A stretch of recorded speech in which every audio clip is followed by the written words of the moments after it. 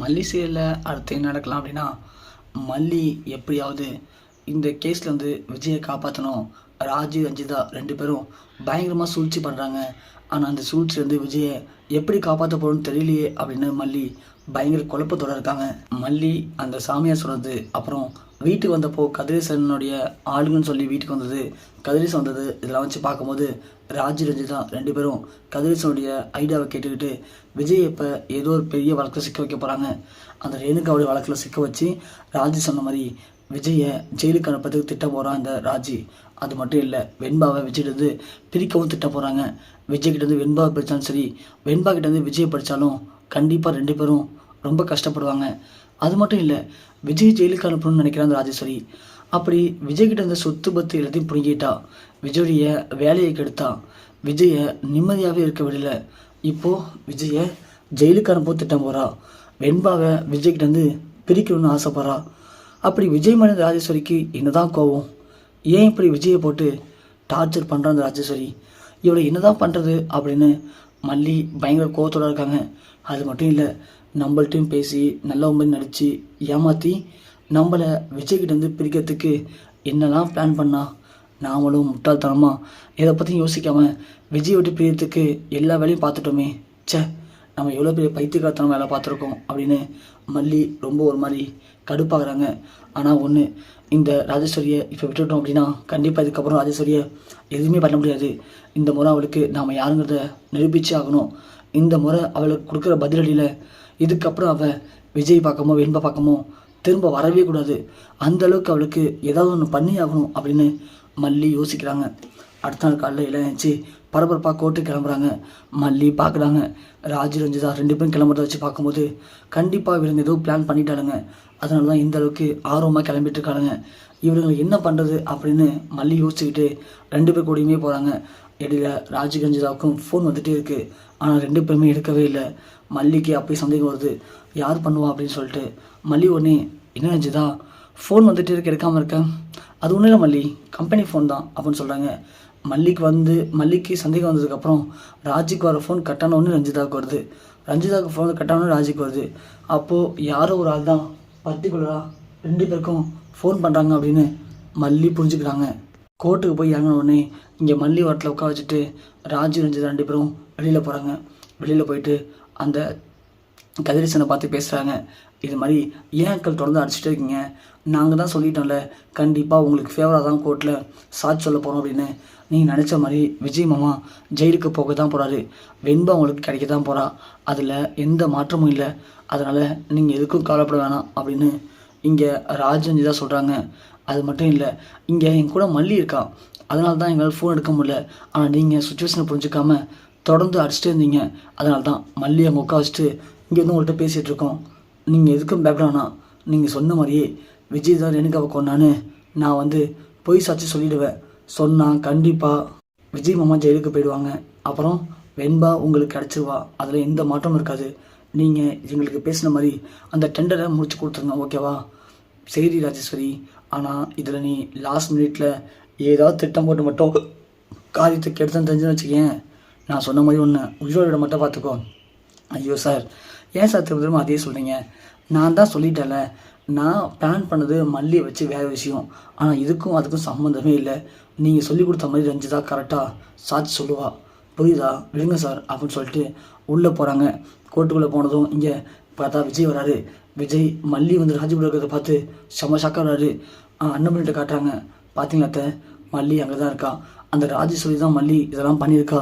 ஆனால் ஏன் இப்படி பண்ணுறான்னு ஒன்றுமே புரியலேன்னு சொல்லி இங்கே விஜய் பயன் குழப்பத்தில் இருக்காங்க. அண்ணன் பண்ணி மல்லிகிட்ட பேச ட்ரை பண்ணுறாங்க. ஆனால் மல்லி அண்ணன் பண்ணிகிட்ட பேசல.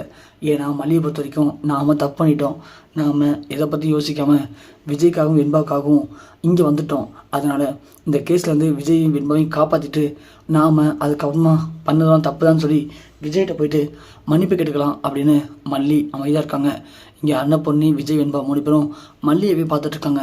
கோர்ட்டுக்கு போனதும் நீதிமன்றத்தில் இங்கே விஜயை கூப்பிட்றாங்க. கூப்பிட்டு இது மாதிரி நீங்கள் தான் உங்கள் முதல் மனைவி கொண்டீங்களா அப்படின்னு கேட்குறாங்க. இல்லை சார், என் மனைவி உடம்பு சரியாமல் செத்து போயிட்டாங்க அவ்வளோதான் சொல்லும்போது உடனே ரஞ்சிதாவை கூப்பிட்றாங்க. ரஞ்சிதா கூப்பிட்டு இது மாதிரி இவர் தான் அவங்க மனைவி கொண்டான்னு கேட்கும்போது ரஞ்சிதா விஜயை பார்க்குறாங்க, ராஜியை பார்க்குறாங்க, கதிரேசனையும் பார்க்குறாங்க. அதுக்கப்புறம் ரஞ்சிதா ஆமாம் மேம், இவர் தான் ரேணுகாவை கொன்னாங்க. அதை நான் என் கண்ணால் பார்த்தேன். சொத்துக்கு ஆசைப்பட்டு தான் விஜய் சார் அப்படி பண்ணிட்டாரு அப்படின்னு ரஞ்சிதா சொல்லவும் விஜய் செம்ம ஷாக்காகிறாரு. ரஞ்சிதா, என்ன பேசுகிறேன்? உனக்கு தெரியாதா? ரேணுகா உடம்பு சரி வந்தால் செத்து போனான்னு சொல்லிட்டு ஏன் இப்படி தேவையான என் மேலே பழி போடுற அப்படின்னு விஜய் கேட்க, இங்கே பாருங்கள் அமைதியாக இருங்க அப்படின்னு கோர்ட்டில் சொல்கிறாங்க. இங்கே மல்லி ஒன்று நடக்கட்டும் அப்படின்னு சொல்லிட்டு அமைதியாக இருக்காங்க. இங்கே விஜய் தான் கொலை பண்ணார் அப்படின்னு ரஞ்சிதா என் 2 கண்ணிலையும் பார்த்தேன்னு சொன்னதுக்கப்புறமா விஜய் குற்றவாளி அப்படின்னு நிரூபிக்கிறாங்க. அது மட்டும் இல்லாமல் ஒரு கொலைகாரன் கூட ஒரு பொண்ணு வளருது சட்டப்படி குற்றம் மேடம். அதனால் அந்த பொண்ணை பிரித்து அவங்களுடைய தாத்தாட்ட ஒப்படைச்சிருங்க அப்படின்னு நீதிபதி சொல்கிறாரு. ஜட்ஜி மேடம் ஒன்று சரி ஓகே விஜய் தான் குற்றவாளின்னு நிரூபணம் ஆயிடுச்சு, அதனால் அவருடைய பொண்ணு வெண்பாவை அவங்களுடைய தாத்தாட்ட ஒப்படைக்கிறேன். இனி விஜய்க்கும் அந்த வெண்பாக்கும் எந்த சம்மந்தமும் இல்லை, பார்க்கறதுக்கு கூட நான் அனுமதி கிடையாது அப்படின்னு இங்கே ஜட்ஜு சொல்கிறாங்க.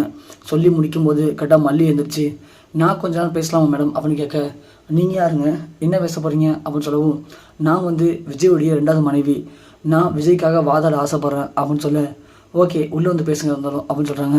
அப்போ தான் விஜய்க்கு கொஞ்சம் நிம்மதி வருது.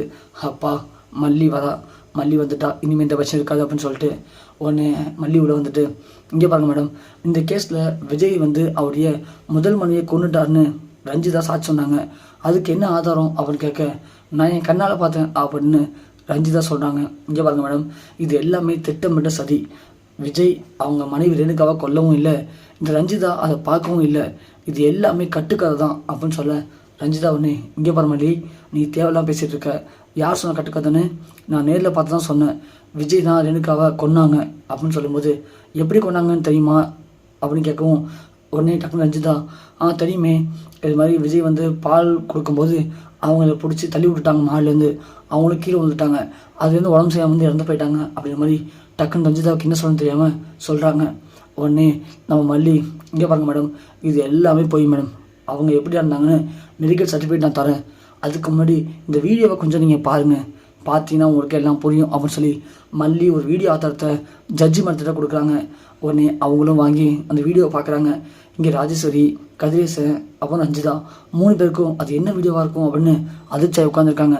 பார்த்தா நம்ம ராஜேஸ்வரி ரஞ்சிதா 2 பேரும் கதிரேசன்ட்ட போயிட்டு கோர்ட்டுக்கு பின்னாடி நின்று, ரஞ்சிதா கன்ஃபார்ம் போய் சார் சொல்லிடுவா, அதில் எந்த பிரச்சனை இருக்காது, விஜய் ஜெயிலுக்கு போயிடுவான், வெண்பா உங்களுக்கு கிடச்சிருவா, அதே மாதிரி நீங்கள் சொன்ன மாதிரி அந்த டெண்டர் எனக்கு முடிச்சு கொடுத்துருங்க அப்படின்னு ரஞ்சிதா நம்ம சொல்லும்போது, கதிரேசன், ரஞ்சிதா மட்டும் எனக்காக அந்த பொய் சாட்சி சொல்லிட்டானா அதுக்கப்புறம் நீங்கள் கேட்குற எல்லாத்தையும் பண்ணித்தரேன், எனக்கு எந்த பிரச்சனையும் இல்லை அப்படின்னு கதிரேசனும் பேசுகிறத அழகாக வீடியோ எடுத்துருக்காங்க மல்லி, அதை தான் போட்டு காட்டுறாங்க.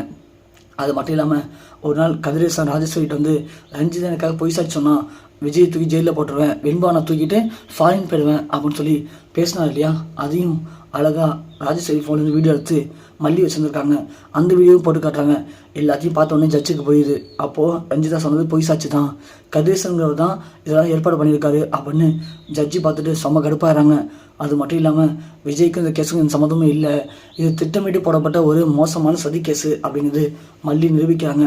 நிரூபித்த உடனே ஜட்ஜி கடுப்பாகி விஜய் வெண்பா 2 பேர் மேலேயும் தப்புன்னு சொல்லி வெளியே விட்டுறாங்க. அதோட ராஜேஸ்வரி, ரஞ்சிதா, அப்புறம் கதிரேசன் 3 பேரும் கோர்ட்டை ஏமாற்ற பார்த்தீங்க அப்படி குற்றத்துக்காக 3 பேரையும் கைது பண்ண சொல்லி ஜட்ஜும் ஆர்டர் போகிறாங்க. 3 பேரும் பேச முடியாமல் அமைதியாக உள்ளே போகிறாங்க. இந்த பக்கம் விஜய் மல்லியை பார்த்து, ஏன் மல்லி இப்படி பண்ணேன்னு சொல்லும்போது மல்லி ஓடி போய் விஜய் கட்டி பிடிச்சி, என்னை மன்னிச்சுங்க விஜய் அப்படின்னு சொல்லி நடந்த எல்லாத்தையும் சொல்கிறாங்க. சொல்லவும் விஜய் ஒன்று, அதுக்காக என்னை விட்டு போகிறதுக்கு எப்படி மல்லி ஒன்று மனசு வந்துச்சு கேட்கும்போது, என்னை மன்னிச்சிருங்க விஜய் அப்படின்னு மல்லி, விஜய், வெண்பா 2 பேரையும் கட்டி பிடிச்சி பயங்கரமாக அடுக்கிறாங்க.